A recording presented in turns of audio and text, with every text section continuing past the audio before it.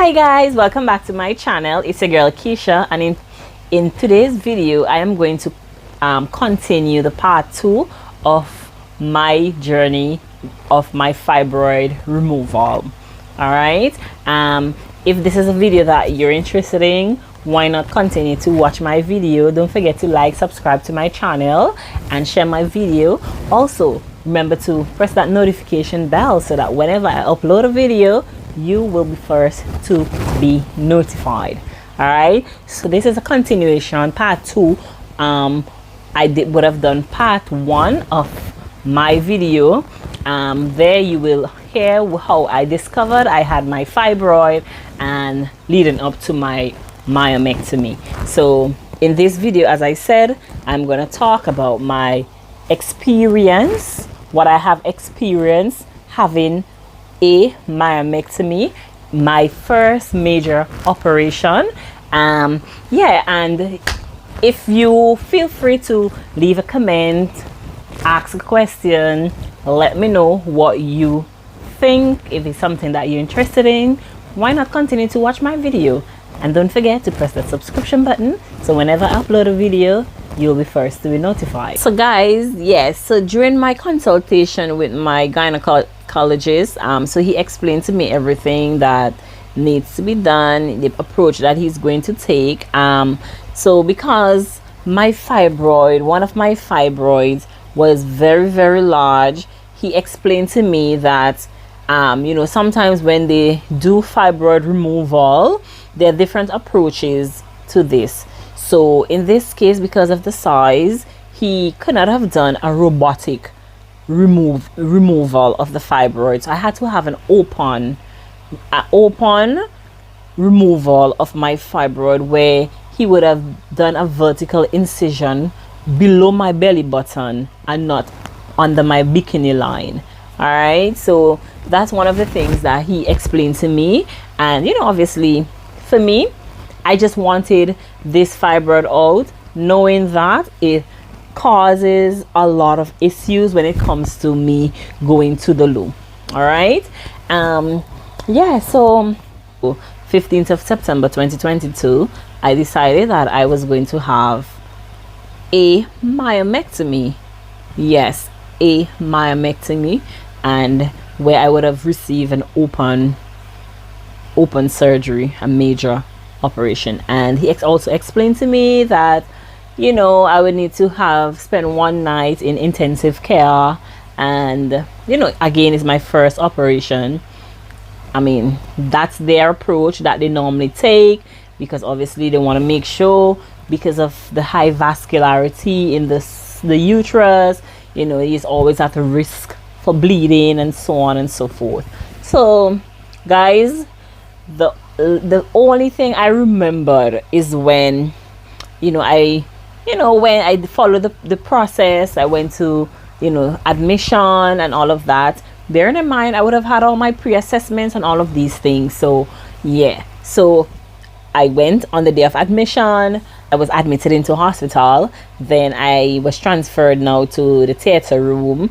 Guys, my anxiety was like to the roof, because here am I've never had a general, I have never ever had a surgery before, and this is my first time in experiencing this type of thing. So I mean, I'm generally a strong person, but come on, we all have those butterflies, because this isn't a situation where it's life and death. It's surgery, it's life and death. So in my head, I'm like thinking, oh my God, I'm starting to feel, that my level of anxiety is rising. And yes, I would have been reassured, which was really wonderful. I had my family support and everything. And so now I gone to theater. Two things I remembered going into theater is when they inserted the cannula, a Greek cannula, into my arm, and then their anesthetist, she came and she said that I'm gonna give you some medication now. That was the last thing I remembered. But guys, when I woke up, oh my God, I was in so much pain. Guys, I was in, this is just my personal experience. Everybody else who would have had myomectomy would have had their own personal experience. And for me, I do have a high level of threshold in terms of pain and all of that. But guys, when I woke up, I woke up in ITU and I was in so much pain. But guys, the nurses there were wonderful. I had my PCA pump with my medications. I can administer that how how often I needed, and I got my supported medication, my PRN and my regular medications, which help the pain to become under control. And I was really really really happy about that. So I spent one night in ITU. Yes, one night in ITU. And then the following day, guess what? I had to see the physio. So the physiotherapist came because obviously early ambulation is good. It helps to decrease your risk of developing blood clots. Sometimes even though if you're having pain, you have to push through. You have to push through. So early ambulation is good. And yes, I saw the physio. We did the stairs. The physio were happy. And so for me, I was so jolly that okay, maybe I can go home the following day. Doctor came, he saw, he explained to me everything in terms of my surgery and in terms of the outcome. Thankfully, I had all my reproductive below organs in place. Nothing was taken away from me, which was wonderful because that was one of my biggest fear, that I would lose my uterus. Yeah, so thankfully surgery went successful. Doctor said I had minimal bleeding. Surgery was just successful, and he removed 10 fibroids. He showed me a picture which I would he still needs to send. I will, once I get that, I will put it so you can see. So he sent me he showed me a photo that he took out of the 10 fibroids. So after we would have gone in, because initially he said it was 9 from the MRI scan, then it was 10. All right, so I did well. Now I need to be transferred now to the general ward area, to my room. Yeah, again, that went well. It took a turn for the worse, guys. So it took a turn for the worse. So Saturday, I'm all ready. I'm all pumped, ready to go home because I'm feeling so strong. I opened my bowels, even though the pain, it was there, but it was all manageable. I was just fine. I was doing fine. I thought I was doing fine. Saturday morning, I woke up. Usually I take up my walk because, as I said, early ambulation is important. It is important that you move around because you don't want to develop blood clots. Even though I would have had, because I wasn't ambulant enough, they would have put a Flotron on both of my calves. These mimic, movements just to help to prevent clots. All right, and I would have had those, for the past 2 nights in ITU on the ward and so on. But as I said, ambulation is very important. So as I said, I saw the physio. I did well. They discharged me. Saturday morning, I decided, okay, I'm gonna go for my walk as usual. On walking, I started feeling like terrible headaches. Yes, I started feeling terrible headaches, and I was having like rapid heartbeat, as we call them, palpitation, my heart rates. After I was having the headache, I decided to ask the nurse to check my blood pressure. Then I discovered my blood pressure was like very low. It was about, I think it was around 85, 55, something like that. But at this time, I was having like really, really bad headaches, and then my eyes, I was feeling like I was like, I'm seeing kind of funny, my eyes was looking a bit palish. Then my palms were looking like really yellow. You could have compared it to like a banana. It was looking really, really yellow, or we say really pale, because women of color sometimes, you see low blood differently. So my conjunctiva, my palms were very pale. So upon doing my bloods, they discovered, when the result came back, they discovered that my HB dropped to 66, or we would say 6.6. My HB dropped to 66.6. At this time, I was anxious, I was nervous, I was like, oh my God. Because now I'm thinking to myself, maybe I have some bleeding going on, because from, obviously they would have given me my details in terms of my blood, how much it was. I would have started my blood count at 117 pre-procedure, and after I would have had my procedure, it dropped. It was about 97 thereabout. So thinking about from 117 to 97 to 66, this is a big drop. Anyways, obviously they act very swiftly. I really commend them for that. They acted very, very, very swiftly.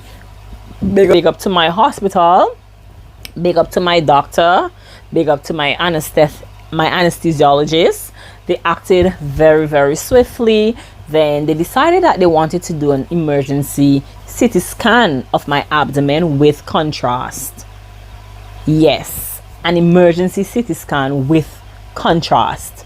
So now, apart from that, I had to be transfused 4 units of blood. The first one, I had to have it within 1 hour after receiving the result of my HB that went down to 66.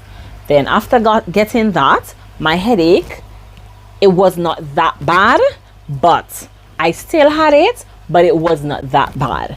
Then they continue. So guys, when you have a low HB, your veins, because I had a gray color cannula, very big borehole cannula, and I would have had 2 transfusions through that. But because my veins were so bad, they could have hardly find a vein, as in the veins were very flat, and I had multiple sticks to get a new access, so that I could have an extra access just in case of anything, bearing in mind my HB had dropped. So guys, then from having this emergency CT with contrast, so they would have done that. For those of the nurses and medical people, you will understand what the CT with contrast is all about, so that they can see a clear picture as to if there's any active bleeding and all of that. So upon report of my scan, it was noted that I had a hematoma, a large hematoma. Yes.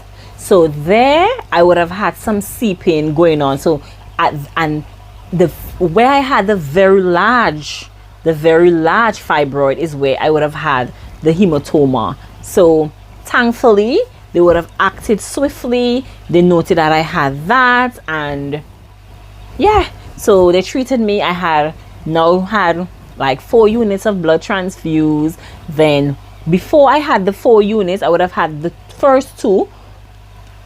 Then I got the CT scan. Then because of the bad veins, I had to have an emergency PICC line. For the nurses, again, for those of you who in the medical field, you will understand when I say a PICC line. So they had to put a cannula, but it's a PICC line up here in my vein, in my brachial vein, over, it comes down close to my heart. All right, so I had to have that emergency PICC line where they can take blood, they can give me medication. So in that line, they continued the balance of the blood transfusions. And after I received my blood transfusion, I also had I had some, what you call it, albumin. They also give me some albumin. Yes, guys. So I went through a lot, and I was like, I was so anxious. I was feeling sad. I had mixed emotions, but I trust God, and I know that I would have pulled through, because sometimes, you know, we do operations, we do surgeries, and obviously we are at risk, you know. And I was so happy that, you know, my headaches went, my blood pressure stabilized, my heart rate stabilized, because I had some like wicked heart rates, like 126, 130. My usual heart rate is sometimes 75, 80, and 85.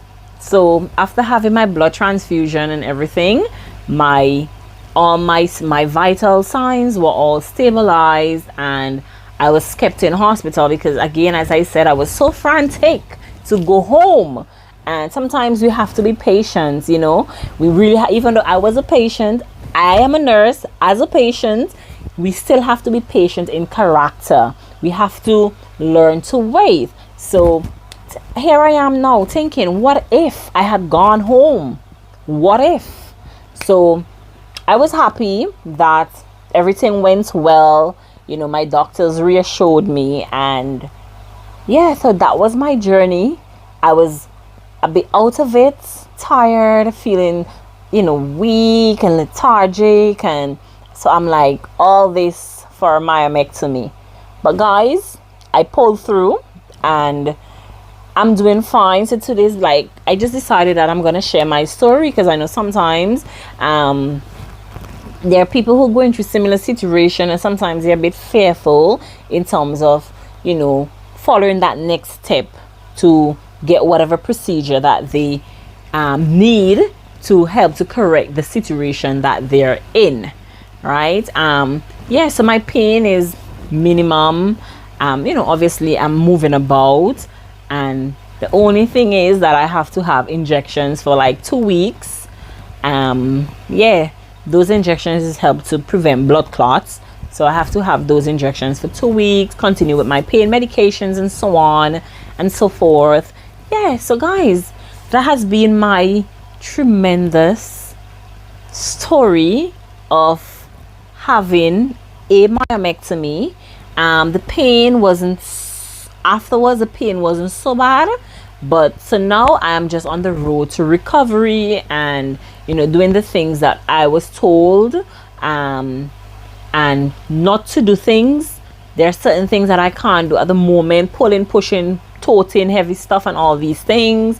So it's just about making sure that my incision line heals without any type of infection and all of that good stuff. So, you know, as a nurse, I'm just going to make sure that I use my nursing knowledge to make sure that I do the right thing, and yeah, so I recover without any further complications. So guys, yeah, so if this is yeah, people probably would have had a myomectomy before, feel free to share your story. If you haven't had a myomectomy and you're thinking of having, you know, whatever procedure that's gonna help to alleviate some of the symptoms that you're having, again, it's important to research. So research, get a second opinion, which is very important. And yeah, so guys, thank you for rocking back with me. Thank you for sticking through with me, listening my journey, living with fibroids. Now I would have removed them through a procedure called myomectomy. So if this is a video that you like, interested in, feel free to like, comment, and share, and let's get interactive in the comment section. So thank you for now, and it was a pleasure sharing my story with you, and hoping that it will enlighten someone. All right, let's not shy away from having these conversations, because it is vital.